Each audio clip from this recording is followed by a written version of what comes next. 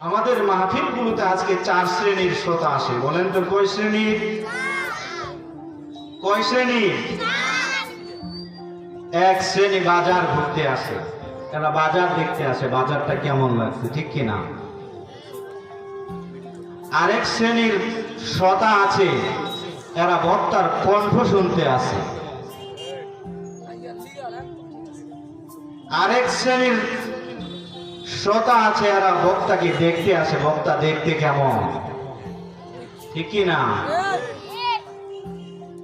আরেক শ্রেণীর বক্তা, আরেক শ্রেণীর শ্রোতা আছে, বক্তার চেহারা বিশ্রী কালো যেমনই হোক না কেন, তার কণ্ঠটা যেমনই হোক না কেন, বক্তা কোরআন থেকে কথা বলছে কিনা তা শুনে তা আমলের নিয়তে নিজের জীবনে বাস্তবায়ন করার চেষ্টা করে। বলুন ঠিক কিনা?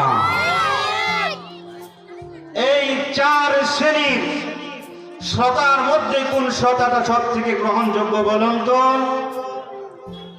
যে কোরআন শুনতে আসবে, বুঝতে আসবে, এই কোরআন অনুযায়ী নিজের জীবনটাকে তৈরি করতে পারবে, তারাই সফল কাম হয়ে যাবে। বলুন ঠিক কিনা? তাহলে কি আমরা কণ্ঠ শুনতে এসেছি? কণ্ঠ শুনতে এসেছি না বক্তা দেখতে এসেছি? আমরা কোরআনের কথা শুনতে এসেছি। বলুন ঠিক কিনা? কোরআনের কথা শোনা যাবে তো? যাবে তো? শেষ পর্যন্ত থাকবেন ইনশাআল্লাহ? থাকবেন? থাকার মানসিকতা আছে? আল্লাহ রাব্বুল আলামিন সকলকে কবুল করুক। সকলে বলুন আমিন। সর্বপ্রথম শুকরিয়া জ্ঞাপন করছি সেই মহান প্রতিপালকের দরবারে, যে মহান মনিব, এই বিশ্ব মহান, এই পৃথিবীর সমস্ত মানুষ যখন বিভিন্ন কাজে বিভিন্নভাবে ব্যস্ত, তখন আল্লাহ রাব্বুল আলামিন আমাদেরকে কোরআনের মাজলিসে এসে বসার তৌফিক দান করে দিলেন। সেই রব্বে কারীমের দরবারে দিল থেকে শুকর আদায় করে বলছি, সকলে বলি আলহামদুলিল্লাহ। আল্লাহ রাব্বুল আলামিন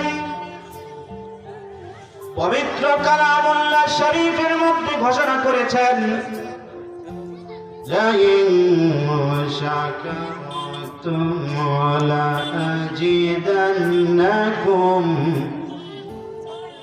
ওয়া লা ইন কাফারতুম